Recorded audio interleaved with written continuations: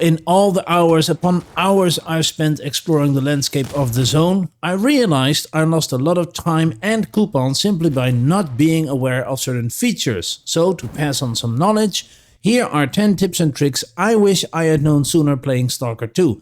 So hopefully it makes your journey a bit easier, and the first tip, just to warm up, is about having the right weapons that can make a big difference. There's a location here in the chemical region called the Transformer on the Island, where you can loot 4 interesting weapons in one go.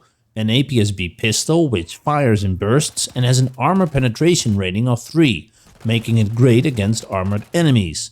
And the Grom S14 has an underbarrel grenade launcher, a powerful ace up your sleeve in certain situations, but the downside is that it's hard to come by its ammo, so it's really like an alt ability. Now don't forget to check the roof as well, because there you'll find the 4R221 rifle and a small stash as well. But the biggest win from this location has to be the SPSA 14 shotgun.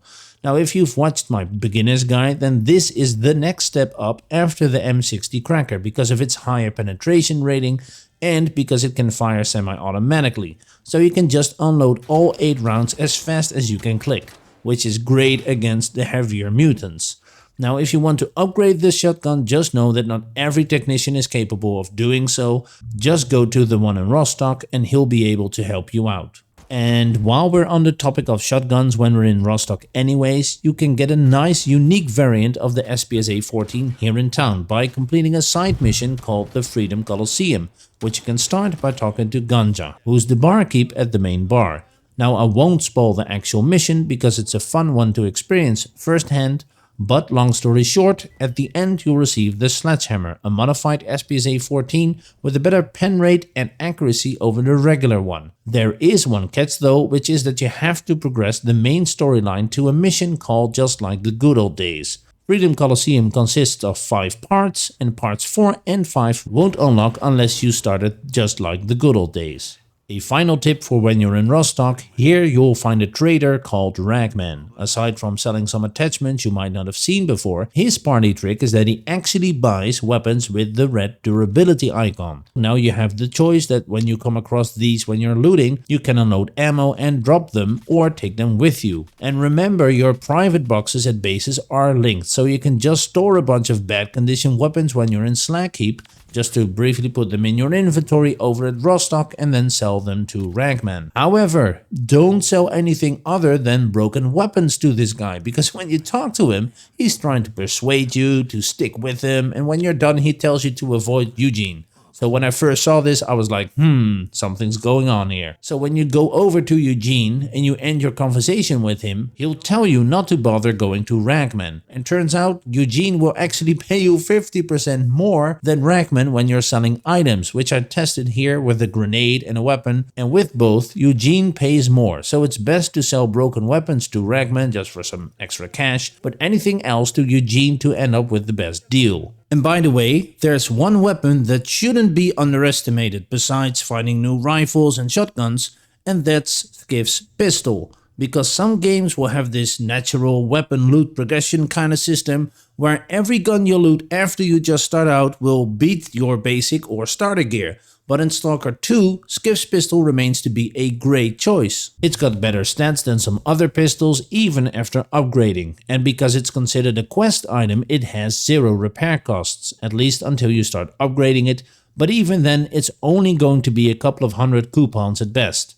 More advanced and enhanced weapons quickly require thousands of coupons to repair, but Skif's pistol will headshot enemies just as effectively, and yes, it applies mainly for short range. But why not use this and save a lot of coupons in repairs when you get the chance? So speaking about coupons and repair costs, etc., having a good amount of coupons is one way to manage repair costs. So here's a tip to maximize your income during your travels. And this might be counterintuitive and require some extra effort to unlearn previous behavior, but instead of walking around with a weapon at the ready, take out your scanner instead. Because anomalies that contain artifacts are not just confined to specific locations. In fact, there's lots of places you can come across them. But when you're having that weapon out by default and you're busy looking out for enemies or loot, chances are high you'll just walk past an opportunity to loot a valuable artifact. Because when you progress, you find more advanced scanners and reach more difficult areas, and exactly these two together give you a better chance of looting a high-end artifact, which is worth more. So make sure not to neglect hunting for artifacts as a way to manage repair costs indirectly. A direct way of doing so is by making sure you take the least amount of damage possible when you come across anomalies. Sounds like a no-brainer, I know, but some anomalies tend to be more challenging. For me personally, the one that takes away the most annoying anomaly award is what I can only describe as the flashbang anomaly. Now you might have noticed that it'll always appear right in front of you, whether or not you're standing still or you're moving. So the best way to deal with this anomaly is by zigzagging, so that most of the time you're moving away from the explosion radius as it appears. So remember kids, serpentine. Another anomaly that managed to surprise me is the electric orb. You'll encounter a few along your way during the main missions and in random locations, while they'll follow a predictable pattern, so not particularly difficult or threatening. That is, until I came across one later on in the game that suddenly came right at me and zapped me for 95% of my health.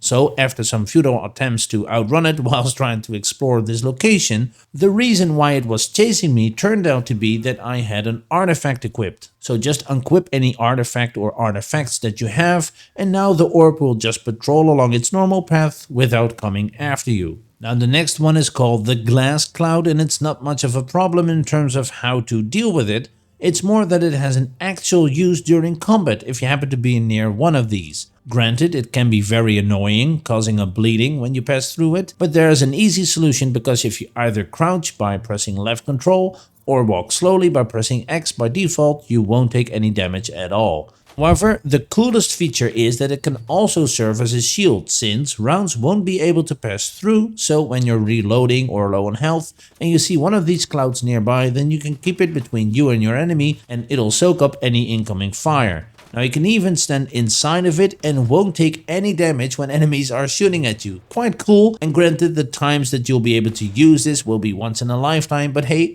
I thought it was a nice gimmick to share with you guys. By the way, someone pointed out to me after my last video that I should stop dragging items from my inventory and instead just use double click. And that person is right. I should use these kind of keys more often. When you're sorting out your inventory and then specifically weapons to sell or store, it's easier to just use G on your keyboard to unload ammo and D to drop or double left click to sell an item.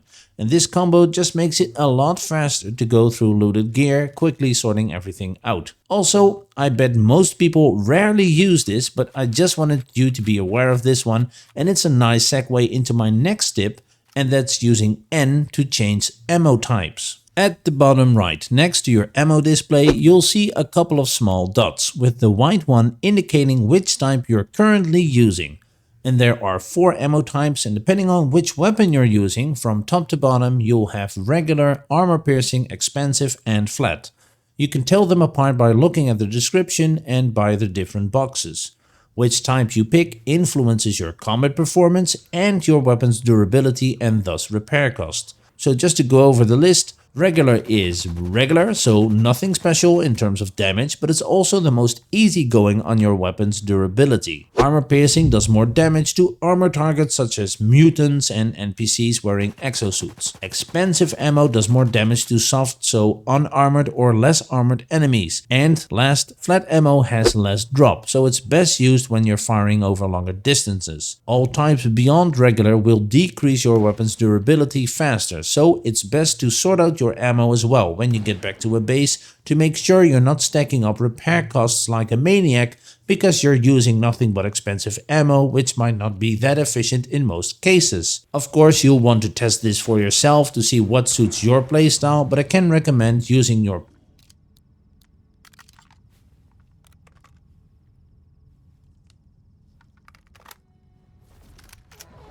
Run with armor-piercing rounds against mutants, as most of them have a higher armor rating. And maybe a sniper rifle with either flat ammo if you don't like having to account that much for bullet drop, or armor-piercing rounds when you're a lot more likely to encounter NPCs in exosuits. Now, if you'd like to see more tips and tricks for Stalker 2, then you should have a recommendation on your screen in just a couple of seconds. Thanks to all of you for watching. I love to get your feedback in a comment about this video. And if you'd like to see more open world and strategy gaming content, then now is the perfect time to subscribe to the channel because it's free. Just make sure to turn on your notifications to get a heads up with the next video. My name is Stefan, and as always, have fun gaming guys, and see you next time here on the channel.